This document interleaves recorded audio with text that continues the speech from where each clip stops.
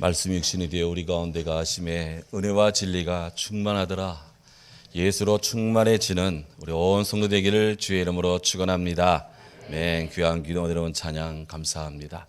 하나님께 영광을 돌립니다. 아멘. 박수 한번 영광을 돌립니다. 아멘.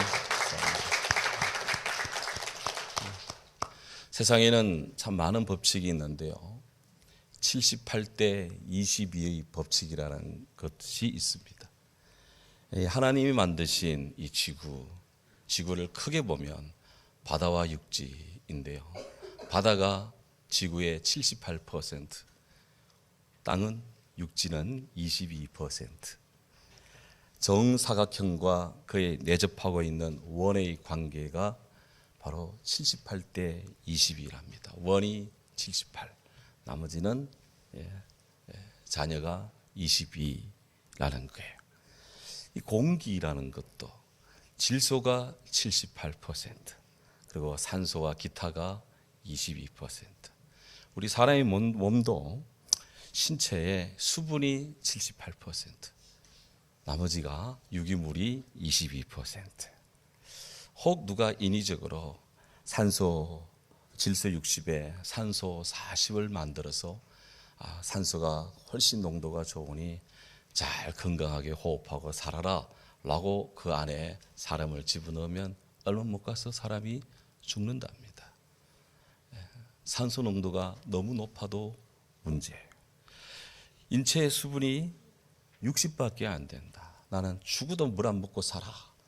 인생 왜 물 마시냐? 물 먹냐? 물을 안 먹고 산다. 몸의 수분을 60으로 떨어뜨렸을 때 금방 천국에 가 계십니다. 78대 22의 법칙. 75대 25도 안 되고요.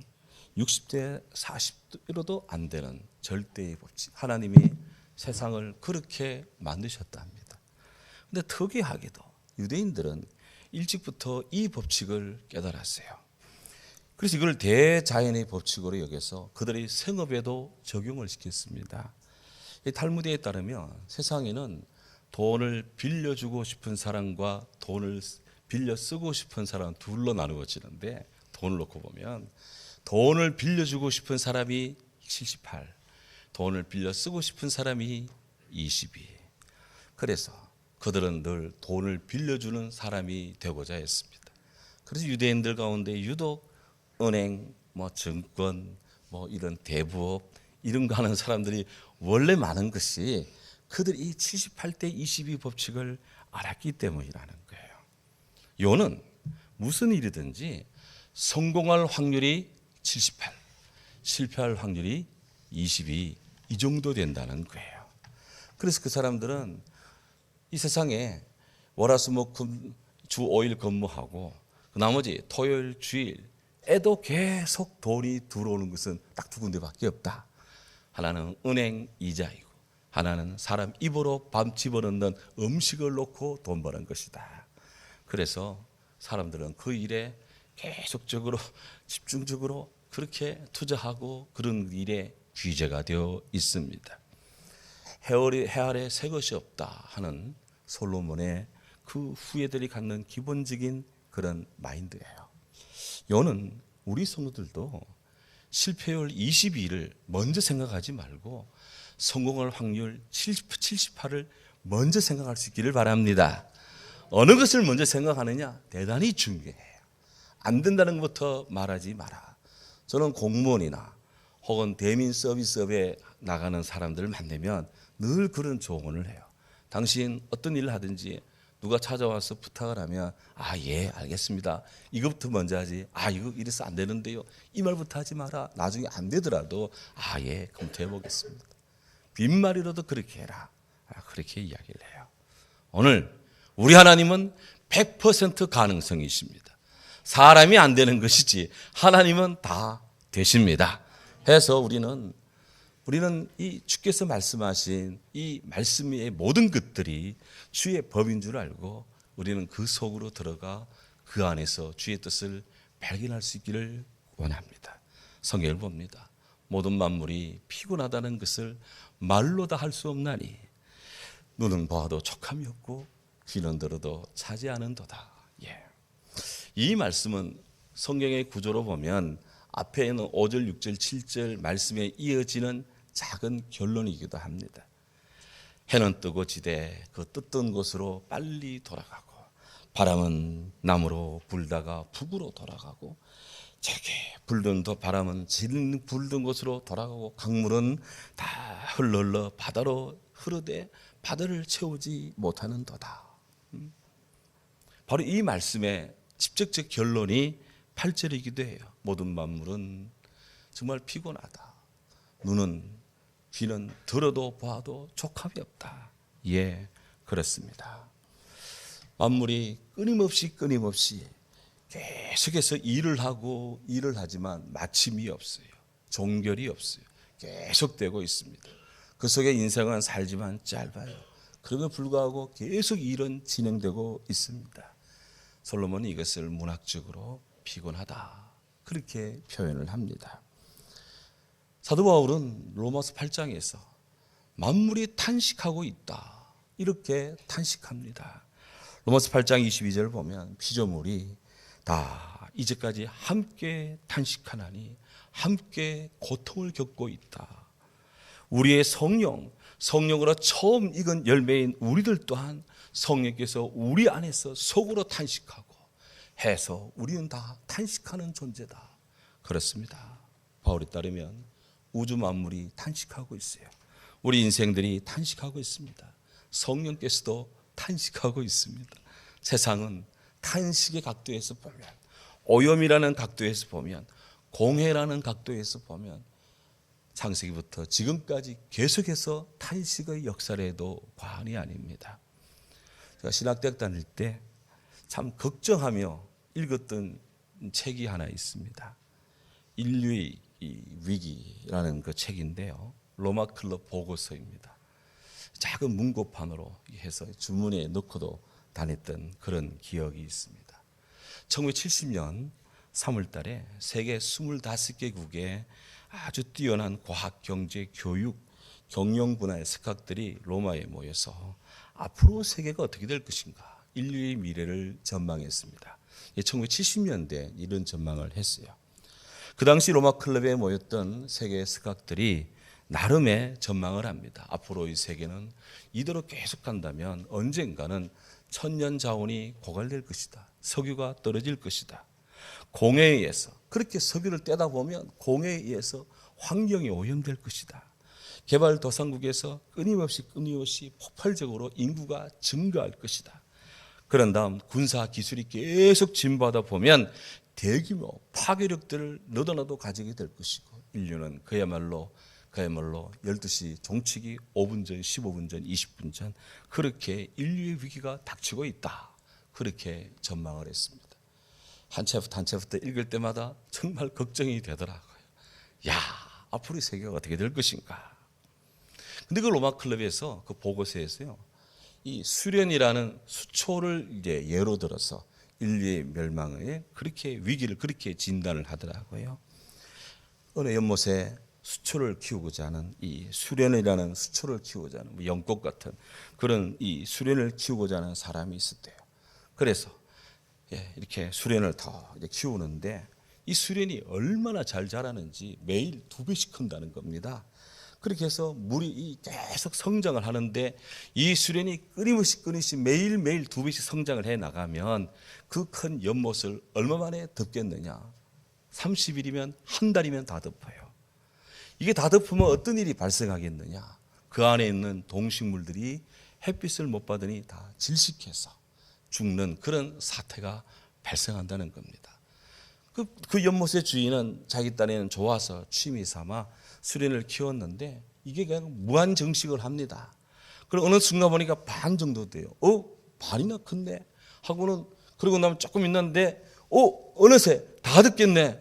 이 연못 안에 있는 모든 붕어, 잉어 다 죽겠네 해가지고 큰일 났다 해가지고 위기다 해서 수련 제거 작업을 하려고 했을 때가 언제냐? 30일 마이너스 1, 29일째라는 것입니다. 그들에게 남은 시간은 하루밖에 없어요. 그렇지 않으면 그 연못은 못 쓰게 된다. 졸지에. 고대 페르시아에 아주 현명한 신하가 있었습니다. 그가 왕에게 이 체스판, 서양 장기판, 체스판을 선물을 했습니다. 그래서 왕이 기분이 되게 좋았어요. 그래서 내가 당신에게 뭔가 좀 보답을 해주고 싶노라. 그랬더니 신하가 폐하 가자. 체스판마다 가자. 왕의 은혜를 베풀어 주시되 쌀을 그냥 조금씩만 쳐주시기 바랍니다. 이를테면 그 체스판 첫 번째 눈에는 쌀 하나를, 두 번째 눈에는 쌀 두 알을, 세 번째 눈에는 쌀 네 알을 뭐 이런 식으로 그렇게만 쳐주시죠. 왕이 생각하니까 아이고 쌀 뭐 한 알, 두 알, 네 알까지 그 뭐 해가지고 재정 담당 신하를 불러서 그렇게 조치해 주라. 체스판이 너무 마음에 든다 야. 그래서 왕의 신하가 이제 체스판에다가 한눈 왕의 이 신하로부터 재물을 받아서 이제 그렇게 카운트를 시작을 하는데 체스판 첫 번째 칸에 쌀 한 톨, 두 번째 칸에 쌀 두 톨, 세 번째 칸에 쌀 네 톨, 네 번째 칸에 쌀 여덟 톨 그렇게 쭉 가는데요. 21번째 칸에 쌀 100만 톨 이상이 들어갑니다. 체스판이 통상 64칸인데 88에 64, 가로변, 세로변 88에 64개인데 64번째 장기 눈에 이 체스판에 이르기까지 왕의 창고에 있던 쌀이 다 떨어져서 지불 불능이 되었다고 하는 겁니다. 와, 별로 놀라지도 않으시네. 제가 아내하고 새벽에 이거 계산하다가 하도 많아가지고 계산이 안 되더라고요. 기하급수적인 복리의 힘이다. 사람들은 지난 50년간 로마클럽 보고스 이래 이 지구 대기에 대위기가 올 것이다. 그렇게 했던 로마클럽의 예언이 오늘날 맞는 부분도 있고 맞지 않는 부분도 있습니다. 하지만 그들의 이 전망이 틀렸다 맞았다를 떠나서 사람들이 기하급수적으로 성장하고 팽창하고 무분별하게 남용하는 복합적인 결과는 바로 감당 못할 위기다. 인류의 집단적인 손실이 올 수 있다고 하는 로마클럽의 경고는 대단히 예언적입니다. 정말 가슴이 답답해지는 경우입니다. 어쨌든 인생은 피곤합니다. 돈을 벌어도 피곤하고 놀러 다니도 피곤하고 해외여행 다녀와도 피곤하고 잘 나가도 피곤하고 그냥 안 되어도 피곤하고 넘쳐도 피곤하고 모자라도 피곤하고 인생이 그래요. 그래서 이 8절 말씀을 다시 한번 보면 구문 형태상 특이하게도 세 개의 연속적인 부정문입니다. 안 된다는 뜻이 세 문장이 계속 연결되고 있어요. 사람이 다 말로 할 수 없나니 눈은 보아도 족함이 없고 귀는 들어도 차지 않는다. 세 개 연속적인 안 된다는 부정문이에요. 사람이 다 말로 할 수 없다라는 이것은 아무리 사람이 노력하고 애써도 세상의 일, 세상의 말, 이 만물들에 대해서 제대로 똑바로 영원히 그런 설명을 할 수 없다. 너무너무 많기도 하고 다양하기도 하고 모자란 부분도 있기도 하고 하나하나 원리를 깨닫기에는 너무나 많은 시간이 들어간다. 말로도 할 수가 없다. 진솔한 고백이에요. 눈은 보아도 족함이 없고 귀는 들어도 차지 않는도다. 제가 이 말을 자주 씁니다. 제 개인적으로. 이 전도자는 눈과 귀라는 이 감각기관을 동원해서 인간의 실존을 파악하고 만물의 이치를 규명하고 그렇게 한다 하더라도 절대로 만족하지를 못한다. 또한 이 가치는 인간의 제한성, 한계성으로 인해서 더 많은 것들을 제대로 구분하지 못한다. 그래서 우리 인간은 늘 봉착하고 늘 그렇게 제한 속에 살고 있다라는 뜻이 됩니다. 그렇습니다. 만물이 무상하고 인생은 너무나 짧기만 합니다. 그럼에도 불구하고 수고가 끊이질 않습니다. 사는 동안 피곤함이 중첩이 됩니다. 그러니 좀 신나고 흥미로운 것이 뭐 좀 없냐 해가지고 그렇게 재밌는 걸 찾습니다. 텔레비전에 좋은 드라마가 방영되면 관심을 가지고 밤늦은 시간이지만 그것을 막 쳐다봅니다. 시간 맞춰서 시청을 하고 또 다음 편 빨리 내일이 왔으면 다음 주 토요일이 왔으면 해가지고 막 다음 편을 기다립니다. 재방송도 봅니다. 극의 주인공이 뭐 고난을 당하면 꼭 내가 고난을 당하는 것 같아. 그래가지고 막 주인공의 고초가 나의 고초다 하면서 막 발을 구르고 애통하고 막 그렇게 합니다. 그러다가 주인공은 나를 동화시키고 동일시하다가 장탄식이 쏟아지고요. 주인공이 얻어 터지면 괜히 그냥 어디 분풀이할 데가 없나 싶어가지고 잠자는 고양이나 건드리고 강아지나 걷어 차려고 그러고. 그렇게 멋진 드라마를 보고 나면, 영화를 보고 나면 좋으냐? 만족하냐? 아닙니다. 저 같은 경우 다음 편 언제 나오지? 후속편 언제 나오지? 하면 다음 편을 기다립니다. 뭐 선한 것 좀 없어? 하고 계속 두리번거리고 있습니다. 눈은 봐도 족함이 없고 귀는 들어도 차질 않습니다. 경제학자들 따르면 기업들은 뭔가 혁신적인 가치를 만들고자 막 무지무지 노력을 해서 새 것을 만들어내는데 집중을 한대요. 매년 신상품을 냅니다. 매번 신상품을 개발해냅니다. 왜 그렇게 하느냐? 사람들은 늘 뭔가 새 것이 나오면 사기 때문에 그렇다는 거예요. 모르겠습니다. 나는 뭐 지나간 것 사겠다는 사람은 어쩔 수 없지만 늘 새 것, 나는 좋은 것, 뭔가 새로운 것이 나는 그 산다는 사람들이 세상에는 정말 굉장히 많습니다. 네. 그걸 왜 사느냐라고 물으면 새 것이기 때문에 산다는 거예요. 그렇게 해서 새 것을 삽니다. 새 것인 줄 알았습니다. 그런데 조금만 지나가면 이내 중고가 되고 맙니다. 아시죠? 세상에는 새 차가 없다는 사실. 차 공장에서 나오는 순간 이미 중고차가 되는 것입니다. 차라리 새 것이 없어요. 그래서 그럼에도 불구하고 사람들은 새 것인 줄 알고 삽니다.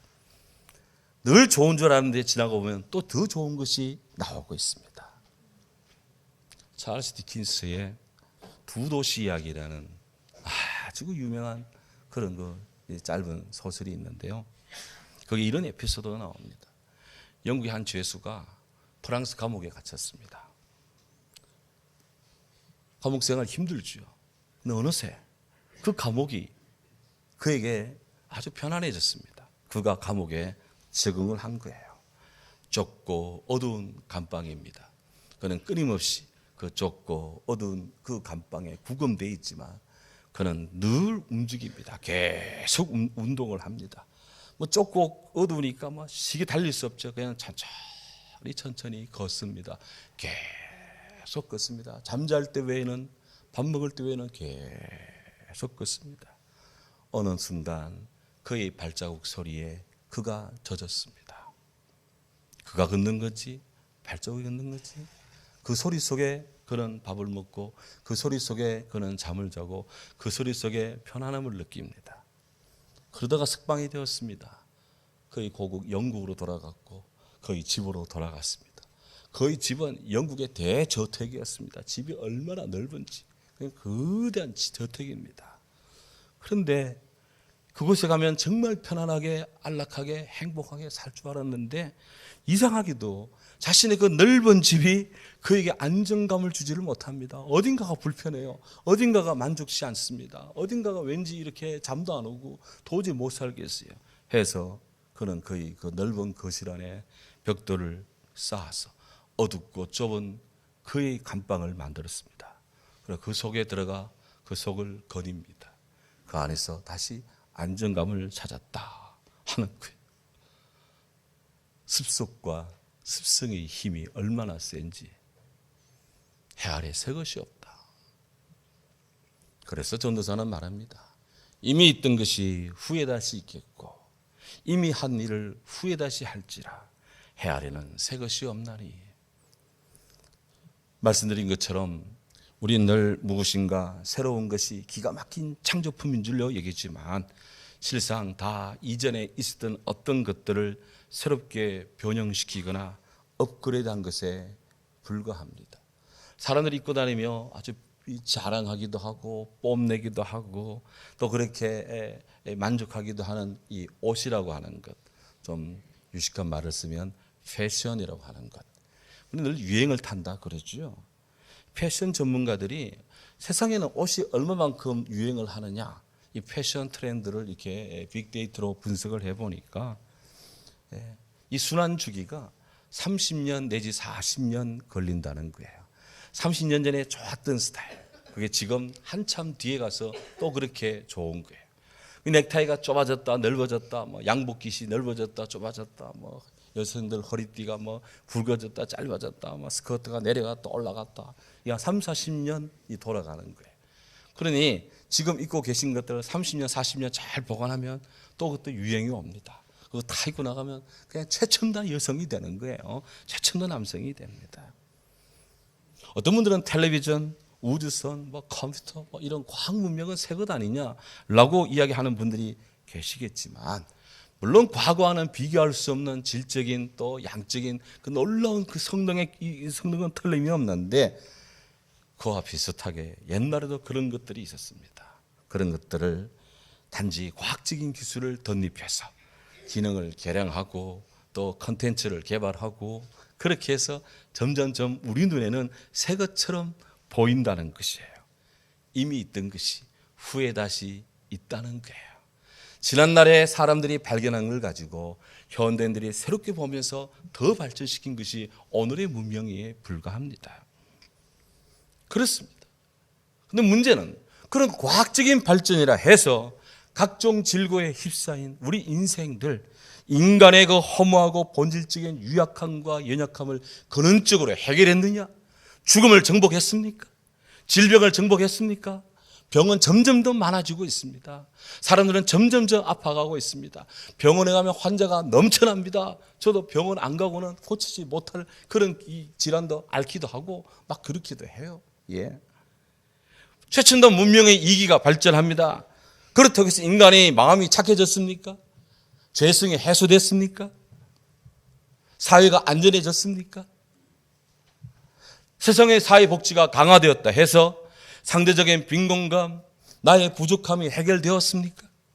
물질 문명이 발달하고 최첨단 전자기기 사용한다 해서 사람들이 선한 성품이 회복되었습니까?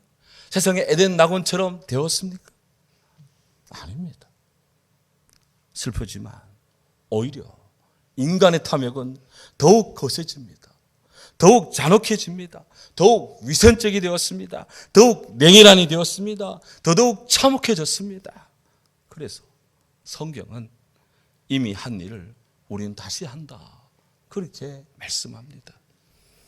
이사야 선지자의 탄식이 들립니다. 너희가 어찌 매를 더 맞으려고 폐역을 거듭하느냐? 온 머리는 병들었고 온 마음은 피곤하였으며 발바닥부터 머리 정수리까지 터진 것 새로 만든 흔적뿐이거늘 그것을 어찌 짜지도 않고 싸매지도 않고 어떻게 부드럽게 함을 면치도 못하느냐. 이사야 선지자 때 이스라엘 타락한 실상, 왕부터 백성까지, 궁정부터 시골 안악내까지 그렇게 퇴역하고 타락했고 그렇게 시대가 뭉그러져 간다는 것을 한탄했는데, 과연 오늘의 시대는 어떻습니까? 오늘 장로님 기도한 것처럼 오늘 우리들의 머리가 온전해졌습니까? 우리들의 마음이 건전해졌습니까? 우리의 발바닥의 행동과 행실이, 우리의 머리의 사상이, 정신이 온전해졌습니까? 끝없이 인생은 이렇게 저렇게 피폐를 당하고 늘 강도를 만나고 늘 환난을 당하고 늘 풍파에 휩싸이고 주여 우리를 구원하소서, 이런 부르짖는 소리는 점점 줄어들고 있고 세상이 왜 이래? 정녕 해 아래는 새 것이 없다는 것입니까? 성경은 뭐라 말할까요? 예, 해 아래 인생에는 새로운 것이 없습니다. 하지만 해 위 우리 주님께는 새 것이 있습니다. 우리 주님께는 새 것이 있습니다. 말라기 4장 2절에 말합니다. 내 이름을 경외하는 너희에게는 의로운 해가 떠올랐어. 공의로운 해가 떠올랐어. 치료하는 광선을 비추리니 너희가 외양간에서 나온 송아지같이 펄쩍펄쩍 뛸 것이다. 세상을 구원하는 것이 있다면 우리를 치료하고 우리를 새롭게 하고 우리를 구원하고 모든 생명을 살리는 공의롭고 의로운 태양인데 그 빛이 무엇일까요? 그 빛이 무엇일까요?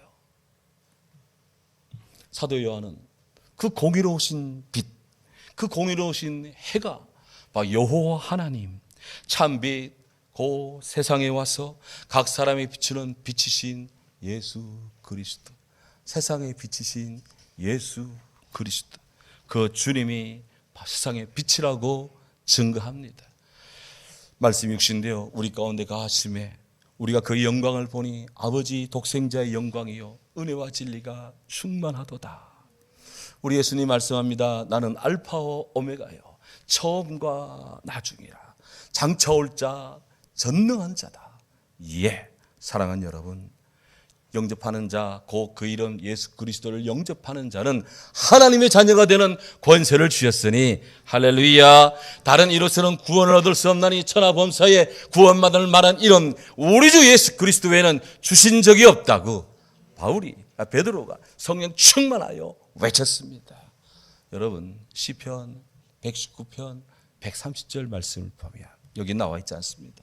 그 말씀을 보면 우리가 주의 말씀을 열 때, 우리가 성경을 열 때 빛이 들어와 아둔하고 우둔한 자들을 일깨우고 새롭게 합니다. 그렇게 기록되어 있어요. 주의 빛이 들어와 사람을 새롭게 합니다. 사람을 건집니다. 사람을 온전하게 합니다. 사람을 되게, 사람이 사람 되게 하는 것, 성경을 열 때 우리에게 들어오는 하나님의 참빛 예수 그리스도 구원의 빛인 줄로 믿습니다. 그러 우리는 어떤 곳에 서야 될 것인가? 우리는 어떻게 살아야 될 것인가? 성경은 말합니다. 그러므로 일의 결국을 다 들었으니 첫째, 하나님을 경외하고 둘째, 그의 명령을 지킬지어다. 그 말씀들을 지킬지어다. 이것이 사람의 본분이다. 사람은 하나님을 경외하며 하나님 말씀을 지키며 살아야 사람입니다. 오늘 생명의 주, 복음의 주, 생명의 빛, 복음의 빛 예수 그리스도로 가득한 우리 온 성도 되기를 주의 이름으로 축원합니다. 아멘. 사랑하는 주님,